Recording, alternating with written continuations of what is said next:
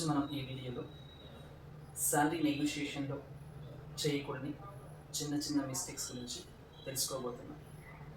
కంపెనీలో జాయిన్ అయిన తర్వాత ప్రొబేషన్ పీరియడ్ కంప్లీట్ అయ్యేలోపు చాలామంది నాకు ఈ కంపెనీ నచ్చడం లేదు, నేను రిజైన్ చేయాలి అనే డెసిషన్కి వస్తూ ఉంటారు. దానికి ప్రధానమైన కారణం ఏంటో మీకు తెలుసా?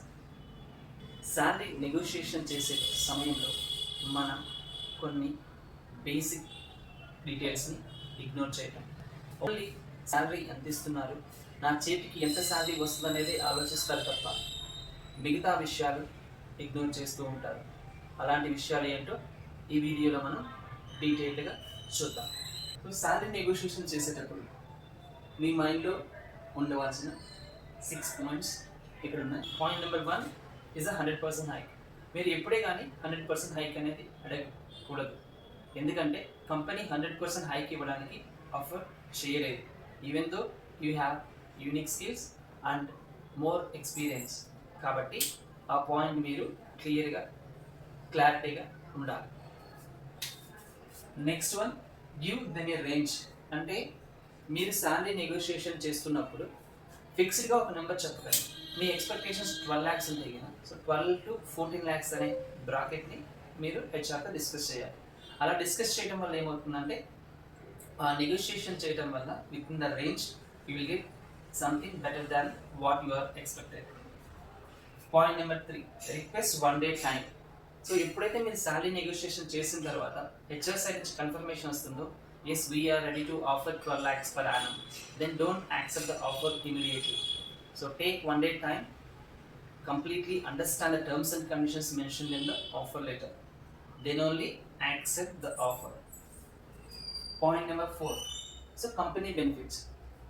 చాలా మంది చేస్తున్న తప్పు ఏంటంటే they focus on only the salary CTC per annum, they ignore company benefits. Company benefits అంటే కంపెనీ సైడ్ నుంచి ఎటువంటి బెనిఫిట్స్ ఉన్నాయి అనే విషయాన్ని మీరు అడగాలి. లైక్ ట్రాన్స్పోర్టేషన్, మెడిక్లైమ్, క్యాంటీన్, ఇంకా ఏమైనా ఉన్నాయా, like OT policy, CF policy. Other than this, if you have anything in your mind you can ask them. Then point number 5, JD and office hours or shift timings.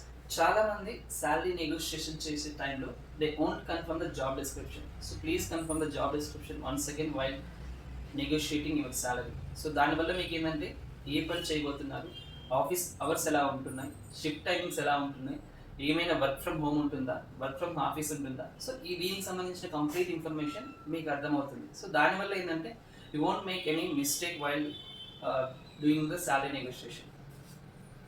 Then point number 6, ఈ point చాలా important. చూడడానికి సింపుల్గా అనిపించవచ్చు, but salary credit date is different to the different companies. ఒక company 1st salary credit చేస్తే కొన్ని companies 7th salary credit చేస్తాయి. So ఈ విషయాన్ని మనం అర్థం చేసుకోవాలి.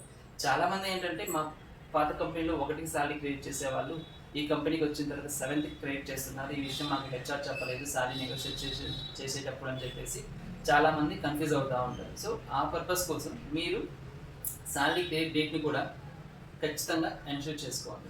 ఓకే, అలాగే పిఎంఎస్ సైకిల్ కూడా, అంటే ఇంక్రిమెంట్స్ సైకిల్ మీరు ఎలిజిబిలిటీ అవుతారా లేదా, ఎలిజిబిలిటీ అయితే మీ ఇంక్రిమెంట్ సైకిల్ ఎప్పటి నుంచి స్టార్ట్ అవుతుంది, ఇంక్రిమెంట్స్ అనేవి ఎప్పుడు ఎఫెక్టివ్గా ఇస్తారు అనే ఇన్ఫర్మేషన్ కూడా మీరు శాలరీ నెగోషియేషన్ చేసే టైంలో తెలుసుకోవడం వల్ల మీకు ఈజీగా ఉంటుంది. సో మీరు శాలరీ నెగోషియేషన్ చేస్తున్నప్పుడు గుర్తుపెట్టుకోవాల్సిన 6 విషయాలు. 1, 100% హైక్ అనేది ఎప్పుడు అడగద్దు.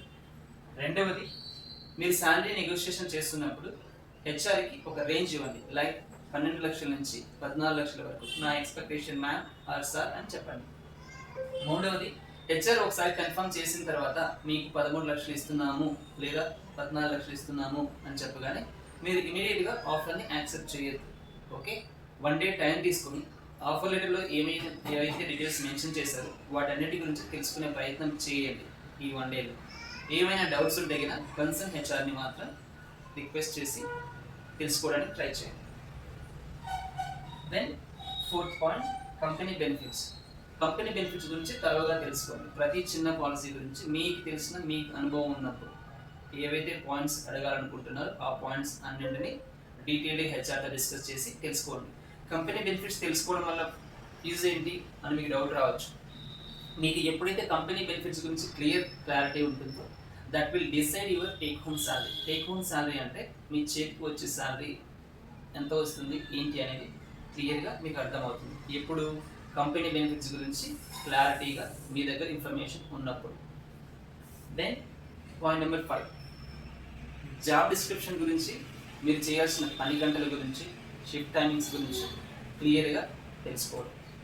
6th one, salary date and PMS cycle. ఈ 6 పాయింట్స్ని ఎప్పుడు ఇగ్నోర్ చేయరు.